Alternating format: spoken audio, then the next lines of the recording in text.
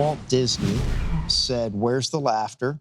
We got that part out of the way. Where are the tears? What's something unexpected that there was an emotional time over these last 7 years that you didn't expect and wasn't on the script, let's say? We've always, in this show, had an affinity for veterans. Well, welcome to Outside the Theater here in Hendersonville. We've got a great segment coming up.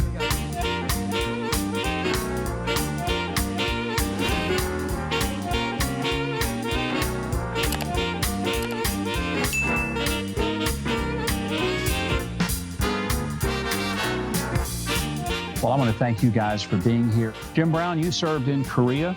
Luke McLaren, you were in World War II and flew over 20 combat missions.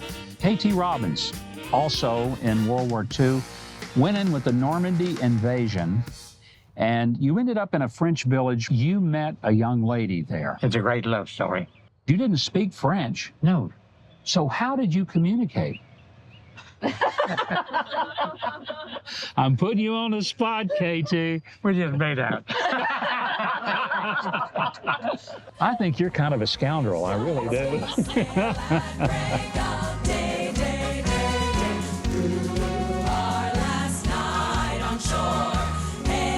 Of this incredible veteran, extraordinary combat soldier, White House chef, for how many presidents? 3, 4? 4. 4 presidents. But of all the great things that he's done in life, tonight is the pinnacle of his career. He's cooking on the Huckabee Show. Yeah. Please join me in giving a hero's welcome to Army Ranger Hall of Fame member and Medal of Honor recipient, Gary Luttrell. Welcome, Gary. Good to be here. This is our freedom flag over in the right corner. They are from all over the U.S. and abroad. I tried to count them recently. I lost count at over 1,000. Every time we can do something for veterans, it's always special, and we do a lot.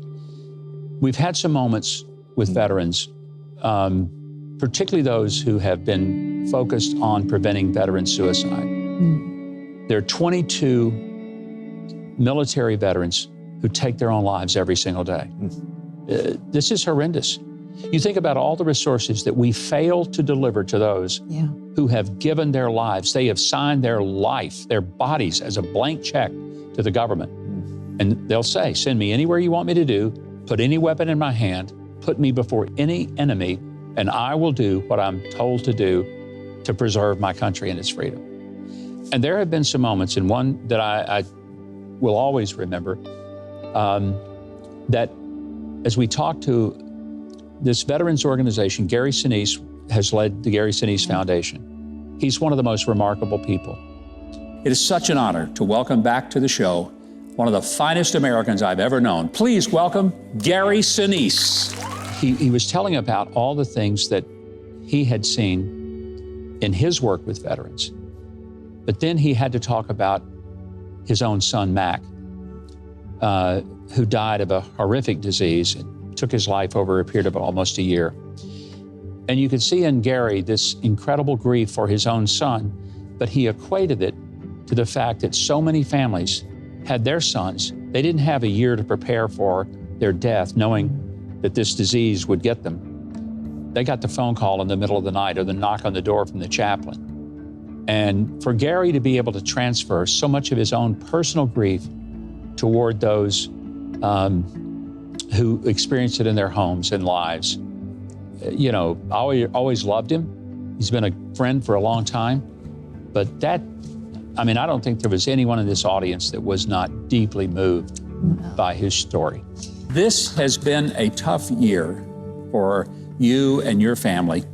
And I kind of want to just dig right into it because it's a powerful message I think you have for all of us. Your son, Mac, who worked for the foundation, but is also a stellar musician, contracted a very rare form of cancer and passed away in January of this year. And I can't even begin to imagine just the grief and the pain of dealing with that over these past several months and years. Yeah, it's It's been a tough fight. He was diagnosed in 2018 with this rare cancer called chordoma. He was a musician from the age of 9, exceptional drummer and a composer. He went to USC Music School. Early last year, 2023, he said to me, "Dad, there's a piece of music that I never finished that I think I'd like to try to work on."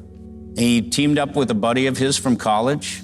Mac couldn't play drums anymore because he was paralyzed from the chest down, but he picked up the harmonica. His mom suggested he get a harmonica. He started playing, and he created this album that we put out, and he died about 2 months later.